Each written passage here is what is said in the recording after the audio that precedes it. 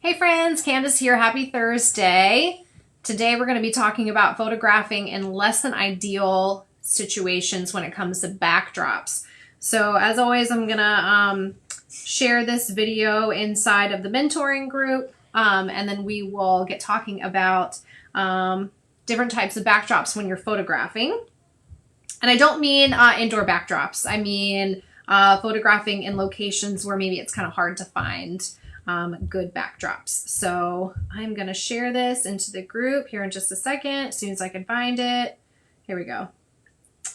All right. Here we go. Boom. Done. Okay. Awesome. All right, so I've got the comments turned on here. So if anybody has questions as I'm going through this, then please, by all means, pop in. But I'm going to give you some tips for photographing in less than ideal situations when it comes to backdrops. So there are definitely a few things to keep in mind. I don't think that there's ever truly a location where you can't create some type of beautiful portrait, even if the backdrop is not exactly what you would desire. I think there are lots of ways that you can make photos beautiful and interesting, even if the backdrop isn't ideal. So, and I'll tell you, I've definitely been in a lot of situations where maybe the backdrop wasn't exactly what I would have wanted, but as long as the lighting was good, I was able to make it work. So today I'm going to give you a few tips on how to photograph in those situations, specifically what type of equipment to use for that. And then also I'm going to show you a couple of photos from my Perfect Portrait Guide that while the guide is tailored more towards lighting situations, there are a couple photos in the guide that show situations where had I shot a different way, you would have seen a bunch of cars and city stuff going on. So it'll give you kind of a good perspective on how all that works. And then also I want to show you some photos actually from another photographer that was able to illustrate this exact thing of being able to take beautiful portraits literally anywhere. It doesn't matter where you are. So we're going to start off with talking about what the best equipment is to use when you are photographing in a situation where the backdrop is maybe not ideal. So what I recommend when you are photographing in that type of situation is to use a long focal length lens and to be as close to the end of that focal length as possible. So that means that you're shooting in really tight, and if you are shooting a very wide open aperture, let's say maybe you're shooting with a 70 to 200 lens, which would be my go-to. I'm gonna shoot at the widest aperture that I can so I can really blur out that background. So I would be shooting at say 2.8 on my 70 to 200, and I'm gonna shoot in tight. And it really doesn't matter what type of background that you have with that. If you're shooting in tight and you are at the end of your focal length, and also you're shooting wide open, you're going to have a nice, blurry, beautiful background, regardless of where you are. So you're going to be able to blur that background out pretty well. So I highly recommend the longest focal length lens that you can get your hands on. It doesn't have to be a 70 to 200. If you have 100 millimeter, the longest focal length you have. If you're photographing in a situation where the backdrop is probably not the most ideal, shooting with a wide angle lens is not going to help you because the wider your focal length is on your lens, the more you're going to be seeing. So a 35 millimeter probably wouldn't be the best decision for less than ideal backdrops. So again, my go-to would be a 70 to 200. I would shoot super wide open and I would zoom in as much as I could on my subject. If you don't have a super long focal length lens, you can always look at using a prime lens. Maybe a 50 millimeter would work, but try to open up that aperture as much as you can and get a little bit closer to your subject. That way your subject is popping out from the background and your background is going to be really creamy and blurry and beautiful. So you're not even worrying about what is behind your subjects. Another thing that I like to do when I am photographing in maybe like a city situation where there's lots of cars around or there's street signs, I find myself in that situation a lot. I will make sure that I find a wall or some type of background that is fairly simple. So look for a really simple backdrop. It could be a brick wall. It could be just a plain white wall. It could be anything that is a simple backdrop. I love to utilize buildings for this purpose because I find that it's pretty easy, especially in a city type of situation, to find some type of wall or something that is going to be pretty basic. And the way that I would shoot is actually turning my clients at a 45-degree angle to the wall. So I'm shooting into it. So the only thing that I'm going to see is that wall and my subjects. So I'm actually going to show you a quick example of that. These were, and I'm going to screen share with you. All right. So, whoops. This is actually from, oh shoot, why is this doing this? This is weird. Okay. I'm trying to move this over so you guys can see it. So this is actually a page from my my Perfect Portrait guide, a part of the Perfect Portrait system. But anyway, I'm not trying to plug it. I'm just showing you because it's here. So this part of the guide was actually all about finding shade with buildings, but also using buildings to block out parts of your background are a great way to photograph with less than ideal lighting situations. So I'm going to scroll down here so you guys can see. Hopefully you can see all of this. So these were two separate weddings, as you can see. And the first one was in Washington, D.C., and the second one was in Houston, Texas, and they were beautiful venues. But I had to be really creative in the way that I was shooting because this was a city type of situation. Actually wasn't a city type, it was a city.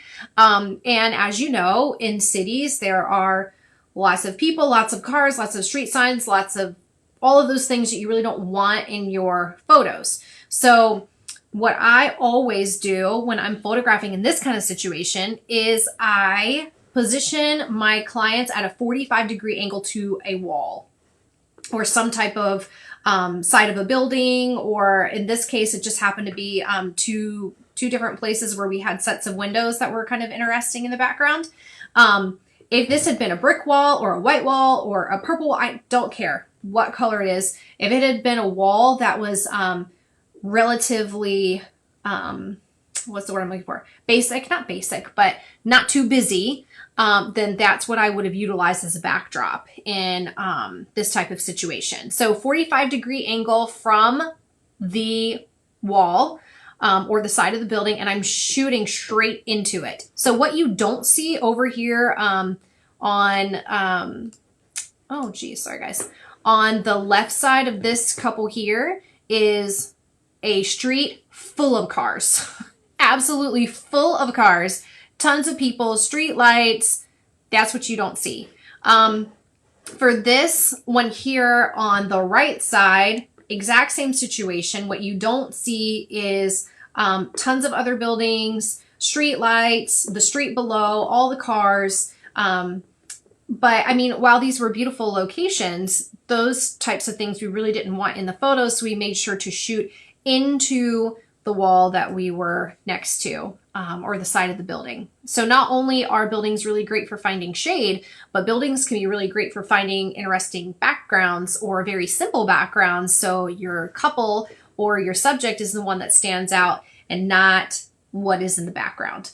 I can definitely tell you with these portraits, these were shot with just a prime lens with a 50mm lens and relatively wide open. So when I'm shooting, it's anywhere between, 1.8 and 2.8. These were probably more along the 2.2 lines as I was shooting. So hopefully that gives you a little bit of perspective on how you can be photographing these types of backdrops, interesting backdrop situations. So I want to show you another example, and these photos are not mine. I'm going to pull it up for you here just so you can see. because I think this is a really great example of finding a way to make portraits beautiful in a place that maybe wouldn't necessarily be. So I'm going to screen share with you guys again. I'm going to give full credit to this photographer because, like I said, these are not my photos. But this is just an example. So this was the Hobby Lobby photo shoot. I don't know if you guys remember this from a couple years ago.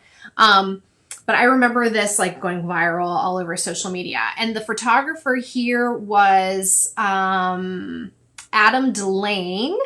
And what he did was he visited Hobby Lobby and took gorgeous portraits inside of the aisles of Hobby Lobby just by utilizing things that were available to him. So if you know that you're going to be photographing in a location that maybe isn't ideal, you can absolutely bring props and things to be able to make the photos more visually interesting, things that you can shoot through.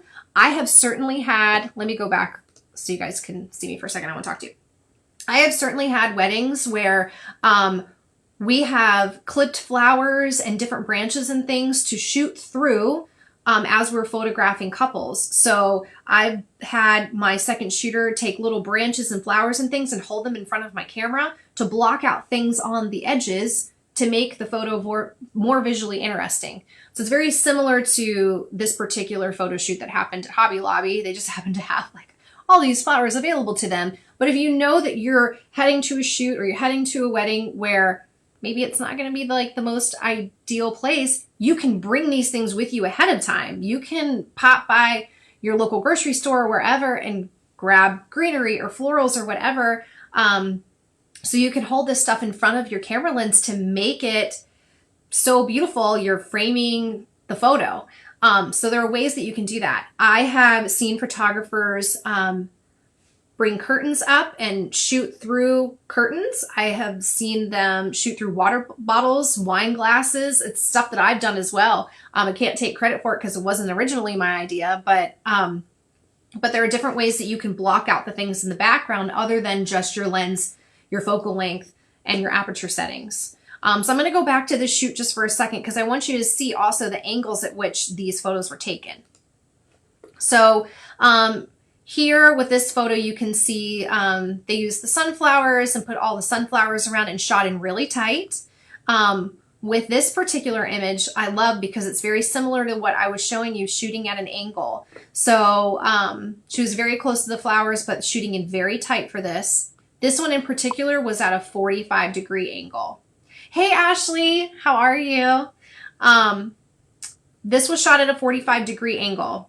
And here is your finished image. I mean, this is done in Hobby Lobby. Like seriously, if somebody can go into Hobby Lobby and do this, you can certainly photograph anywhere and make it look pretty. These images are like beautiful. He did just an amazing job. But it just goes to show you that anywhere you can make it work. Even if you have to bring your own props, then you can certainly do that. So, and you can see here again, just shooting at an angle. This is a 45-degree angle into this wall of flowers. So you can do that anywhere. Find a simple backdrop or a visually pleasing backdrop and block out everything else just by shooting at an angle into it. So I hope all this was helpful for you guys. Let me go back so you can see me. I can't see your faces, but you can see me. So those are my tips for photographing with not so ideal backdrops. You can absolutely make it work. Doesn't matter what type of equipment you have. You don't have to have special lenses. You just have to be prepared. So make sure you're scoping out the area beforehand, before a shoot, and trying to find those basic backgrounds. If you can't find them, then bring stuff with you and experiment ahead of time to see exactly what you can create once you're there. So I hope you guys have a wonderful rest of your week, and I will see you on Monday at noon for our Monday motivation and open Q&A. And as always, if you have questions, you can always pop a question into the group. You can tag me as well, or you can shoot me a private message. So I'll talk to you guys soon. Bye.